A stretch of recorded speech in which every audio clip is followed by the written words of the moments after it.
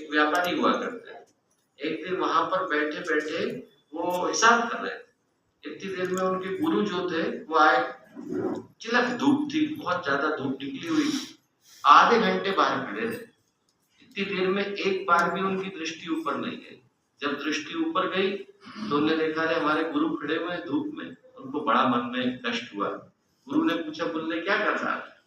घबराहट में उनके मुंह से निकला, खुदा का नाम लिख रहा है। कर तो कुछ और रहे थे, पर अब घबराहट में उनके मुंह से निकला, खुदा का नाम लिख रहा है। कुछ बोले नहीं, उनके गुरु चले गए।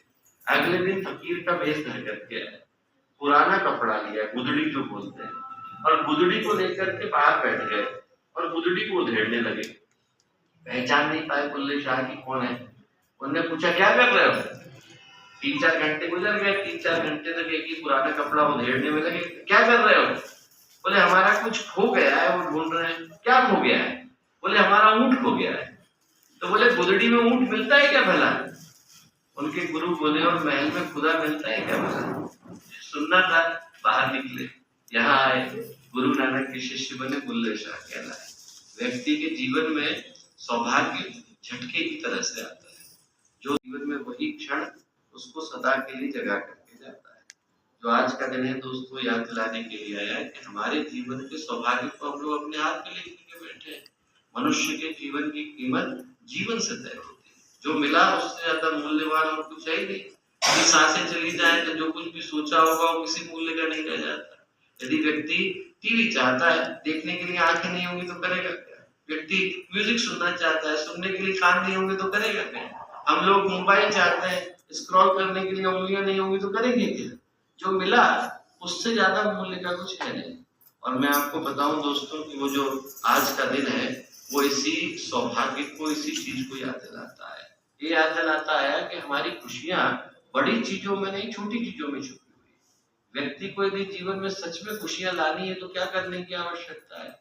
उसको किसी और के जीवन में खुशियां लाने का कारण बनने की आवश्यकता है। जैसे ही आप दूसरे के चेहरे पर मुस्कुराहट लाते हो, आपकी वापस आ जाती है। ऐसा कोई दुनिया का व्यक्ति नहीं जो दूसरे को दुख देता और खुद चैन की नींद सोता हो, और ऐसा कोई व्यक्ति नहीं जो दूसरे को सुख देता और उसका सुख चला जाता।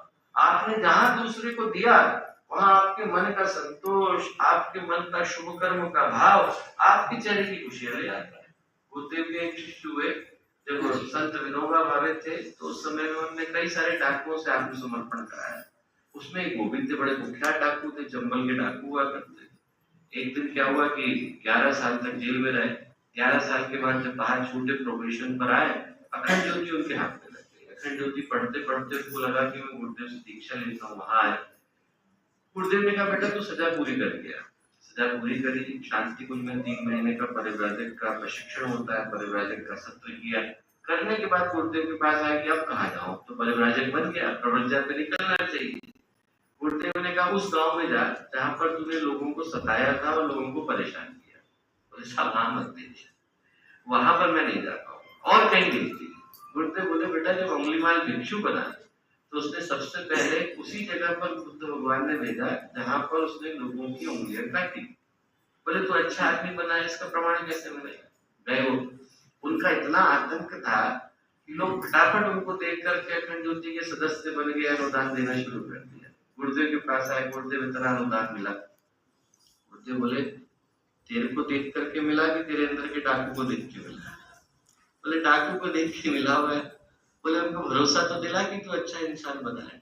अब उन्होंने जब दोबारा से जाना शुरू किया और लोगों को धीरे धीरे लगना शुरू हुआ कि सच में अच्छे इंसान बन गए, तो लोग हंसने लग गए। जो लोग डरा करते थे वो हंसने लग गए। बोले देखो बाबा जी बन गया, पीले कपड़े पहन के घूमता है। उनके एक मित्र थे, वो उनसे बोले कि तुम गायत्री परिवार के कार्यकर्ता बने, तुम्हें क्या मिला? जो लोग कल तक तुमसे डरते थे आज तुम्हारे ऊपर हंसते हैं। बोले जो मिला वो बाहर नहीं मिला, भीतर मिला। बोले मैं इतने दिनों तक जेल के अंदर था, बोले बाहर दुनिया कुछ भी बोलती हो, चैन की नींद नहीं सो पाता हो। बोले लोग डरते थे मुझसे, पर बोले मैं रात भर बिस्तर पर करवटें बदलता था। छोटे छोटे बच्चे दिखाई पड़ते थे, आप हमें अनाथ बना के क्यों चले गए? बहनें दिखाई पड़ती थी, आप हमें विधवा बना के क्यों चले गए? बोले रात भर में अपने ही कर्मों से डर करके बिस्तर पर करवटें बदलता रहता। बोले अब दुनिया कुछ भी बोलती होगी पर मैं चैन की नींद सोता हूँ, क्योंकि मुझे पता है कि मैं सही पथ पर चल रहा हूँ।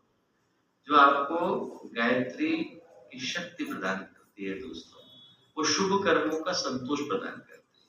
दुनिया की कोई शक्ति आपको न खरीद के दे सकती है और न चुरा के दे सकती है। जो अच्छे कर्मों का संतोष है वो व्यक्ति को अपने आप प्राप्त होता है। पातंजलि ने लिखा है, सति मूले तद्विपाको जाति आयु होगा, क्लेश मूले कर्माशय दृष्ट अदृष्ट जन्म वेदनीय। हमारा जो जीवन है तो हमारे शुभ और अशुभ कर्मों के परिणाम के रूप में आता है, और कोई नहीं देगा। पातंजलि कहते हैं तो अंदर से कर्म तो दे ही देगा, और किसी को देने की आवश्यकता ही नहीं है, क्योंकि कर्म बाहर से दरवाजा नहीं खटखटा रहा, भीतर से खटखटा रहा है। वो अपने आप सही समय पर परिणाम लेकर के उपस्थित